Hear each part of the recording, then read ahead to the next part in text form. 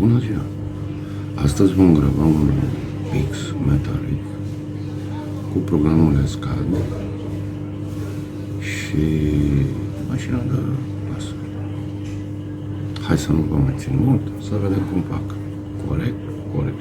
Nu uitați, subscribe, adică abonare, like și coment. Vă rog frumos.